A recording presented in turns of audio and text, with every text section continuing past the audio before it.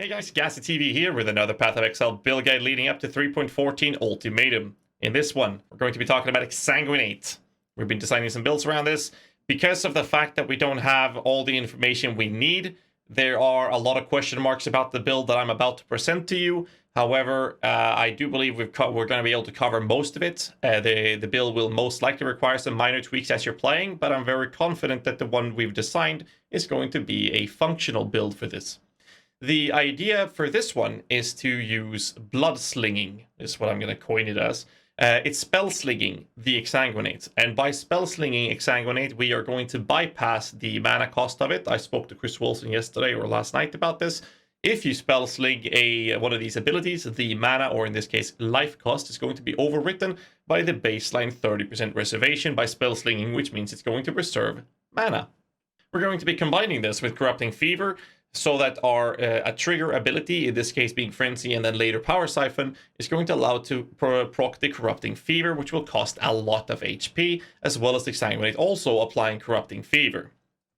So let's just dive into the POB, and I'll show you the generic design of it.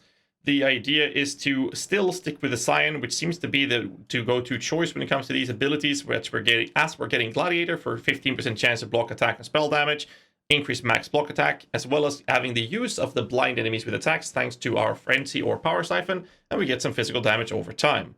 We're going to take the Necromancer so that in the late game or in game we can actually use a trigger weapon for the sake of Bone Offering, so we can very easily cap our block chances. With this in mind, the idea is to go out this way and pick up the life notes, as well as Veteran Soldier, and move out to Tireless, as well as picking up Vanquisher. And after that, you basically just balance the idea of picking up life and damage as you see fit. But it is important that you rush up to Sovereignty in the early stage of the game, because after level 12, when you get Exsanguinate, you can self-cast this. But at level 28, we're going to be able to spell sling the abilities. And I would recommend adding Reap during the leveling section until you have everything sorted for the build. As we are starting off in the Witch Starter area thanks to the Ascendancy node, which I would recommend starting with Gladiator, you're going to have to combine or connect these nodes and picking up Quick Recovery as you're moving in during the leveling section, and later on respecking these nodes. At this point, you do want to rush your ass over to Pain Attunement when we're using Petrified Blood, and moving in to picking up the extra reservation nodes from the Sovereignty before you move into the side of the tree, and just pick up damage and life as you see fit, and getting the block as you're sorted.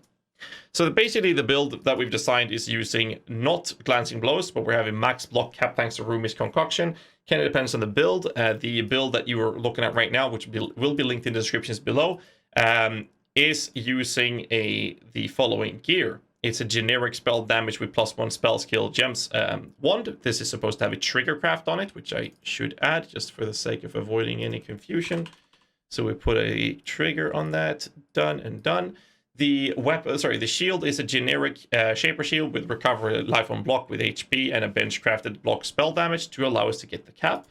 The helmet is a generic HP helmet. It's a generic chest piece with HP. Gloves is HP. Boots is HP movement speed. Amulet is HP. And later on, you're going to want an Elder version of this to get physical damage leech of life, which I'll explain in a bit. We're going to want to put plus minimum frenzy charge, and the same goes for our generic life rings with the same benchcraft. When you have these crafts on the rings, you can stop using Frenzy and actually use Power Siphon as a trigger for your spellsling abilities, which means that you don't need to use neither GMP or Culling, because those comes inherently from the Power Siphon ability. The belt in this POB is just HP. The jewel is just HP. A Witchfire Brew for extra damage. Room is for the block, and these jewels are literally just extra HP. So the gear, you can do so much more with the gear. This is just extreme baseline solo self on League Start approached gear. The skills, we're going to use an EK as a placeholder for Exsanguinate, as it's not in the POB at the moment. There is a spell slinging, Exsanguinate, Brutality, Control Destruction, Efficacy, and Swift Affliction as the links here. However, I will have the little note that you might want to use Chain, since it only shoots out 9 tendrils, I believe it was at level 20. Yes, 9 tendrils. You might want to use Chain to more reliably hit everything in a pack, which means you might want to change that from, for example, Swift Affliction, or if you have a white socket, you can drop the Control Destruction, so whichever you feel is reliable for this, so that you can have that for a single target, and then switch it for a single target and have that for clearing. The trigger is very simple: Desecrate, Bone Offering, and Increased Duration. Do keep in mind that Desecrate needs to be linked above Bone Offering to be in the correct order. Petrified Blood is a placeholder of Discipline. You can type that in here. Discipline, I can't even spell. Discipline placeholder. because it's the same amount of reservation, which we're going to put with Blood Magic and then Light at level 3, which puts us at 45% unreserved life. However, if you do spec into something like this, which puts us up on a 48% reservation, so it's a little bit extra HP from doing that. I would recommend looking into it, but you can also simply put a Conqueror's Efficiency, which you get from leveling through the acts, and make sure that our life is always on 50% or lower. That's the only thing that is important here.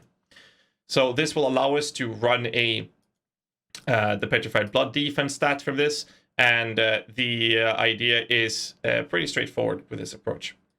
The next link would be Power Siphon. However, this is with Life Tap, and I'll explain this mechanic in a bit. So we're going to take that last and take that one right after.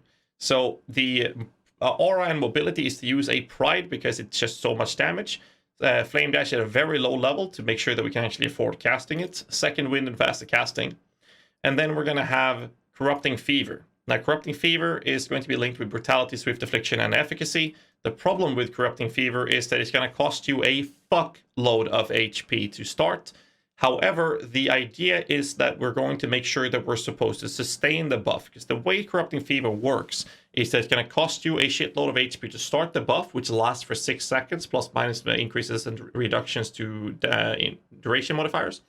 And then there's a debuff that every single hit on enemies applies. That goes for your Power Siphon or Frenzy. It goes for your Exsanguinate. Every single hit will apply this base debuff, which stacks up to 10 times. And that debuff lasts for 1 second, but gets refreshed every time you apply a new one.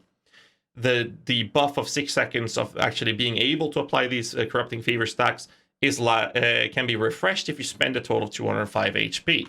So because of this, our setup, once we're able to have Frenzy Charge crafts on our jewelry, we move over to Power Siphon, which allows us to use Life Tap. There's a Blood Magic in the current state of PoB, but we're going to use Life Tap.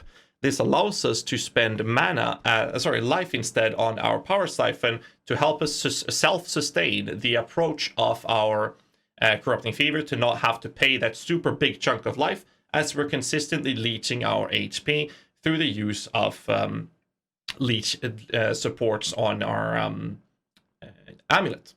And then we have faster attacks and maim to do more damage. And if you look at the Power Siphon in here, you can see that we have attack rate of 2.0, whereas the spell has a 0.43 cooldown with a level 21 Spellslinger, 0.46 with a level 20, which means the trigger rate happen on 2.17 attacks per second on level 20, and 2.32 attacks per second with a level 21 Spellslinger. So you want to be just below that, and with a level 20 faster attacks. With this setup, we actually land on a little bit below the level 20 Spellslinger, and a little bit further below level 21 Spellslinger, so you actually can get a little bit more attack speed for a better efficiency. That's basically the build.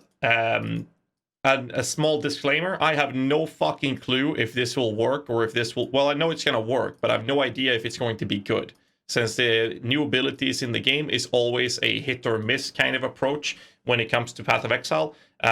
Use this build with caution. I think that I might actually league start with this. I find it rather interesting, because we're able to get the...